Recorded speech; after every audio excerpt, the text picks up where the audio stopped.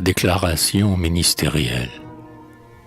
Messieurs les sénateurs, messieurs les députés, merveilleux orateurs justement réputés, l'humble cabinet qui devant vous se présente n'a d'autre ambition à l'époque présente que de continuer avec conviction cette œuvre d'entente et conciliation. Publicaine a commencé en la journée du 3 décembre où la crise fut ajournée. Notre pays voit, est-ce une aberration, dans cette beautiful manifestation de l'Assemblée, hier pleine encore de tangage, de paix intérieure un très précieux gage. Lui donner cette paix est pour nous un devoir. Le pays tout entier se berce de l'espoir qu'aux agitations politiques civiles qui font s'entretuer les habitants des villes va succéder, au moins jusqu'à cet été, une ère de repos et de tranquillité, si nécessaire à la reprise des affaires, depuis longtemps languissantes et poitrinaires. Pour répondre à ce que la France attend de nous, n'en doutez pas, messieurs, avec un soin jaloux, pendant ni plus ni moins qu'une semaine entière, nous potasserons la question financière, la sociale et puis l'économique aussi, et tout le militaire.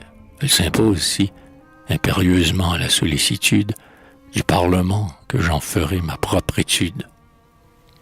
Dans l'ordre financier, nous continuerons à travailler sans cesse, à rééquilibrer la balance budgétaire un tantinet bancal, à la suite de la crise commerciale, qui sévit sur le vieux monde et sur les nouveaux, par l'exécution rapide de travaux, profitables à notre industrie ordinaire, pour lutter contre la concurrence étrangère, par l'argent consacré tant à l'instruction de la jeunesse, espoir de toute nation, que réclame à grands cris du pays la défense. Nous avons déjà mis de côté beaucoup d'or. Nous nous efforcerons d'en mettre plus encore, afin d'équilibrer la chose budgétaire. Nous ferons, tel l'ancien ministère, tout ce qu'il faut pour réprimer avant un mois les fraudes et les dols qui lèsent à la fois et le trésor public et le commerce honnête. De plus, et là-dessus notre idée est très nette, comme les autres, nous étudierons d'abord, je le répéterai, monsieur, jusqu'à ma mort, les réformes que l'on appelle financières. Cauchemar des chambres devancières. Avec le vif désir de nous entendre un brin, je crois que nous pourrons sortir de ce pétrin. Ces réformes, d'ailleurs, sont celles, je suppose, que les commissions du budget nous proposent.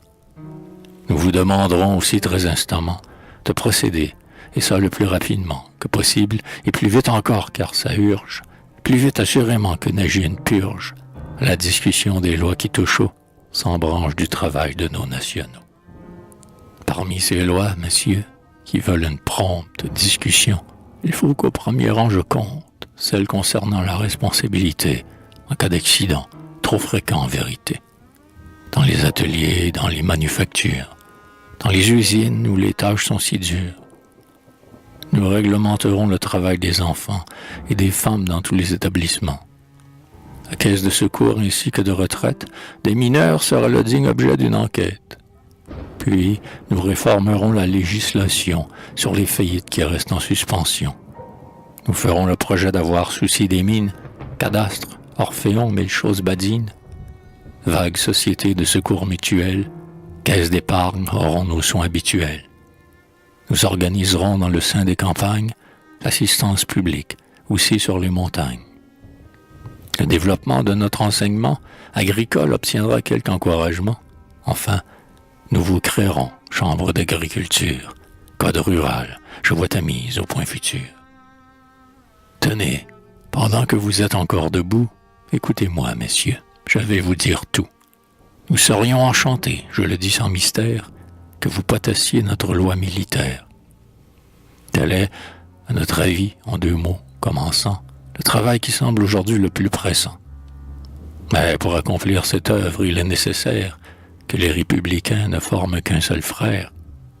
Constatons d'autre part, et c'est là le bouquet, que le gouvernement de la République est, en bon rapport avec les nations voisines. La France et l'Allemagne ont l'air de 2 cousines. Désireux du maintien de la paix au dehors, à calmer les esprits tendront tous nos efforts. Serviteurs dévoués de la chose publique, nous voulons assurer d'une main énergique le respect de nos lois.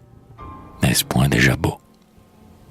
Ce nous serait un jeu d'avaler un chameau auprès de ce travail, nuit et jour sans relâche. Pourtant, on nous verra su à notre tâche, qui est de conserver surtout ta dignité, France républicaine et ta prospérité.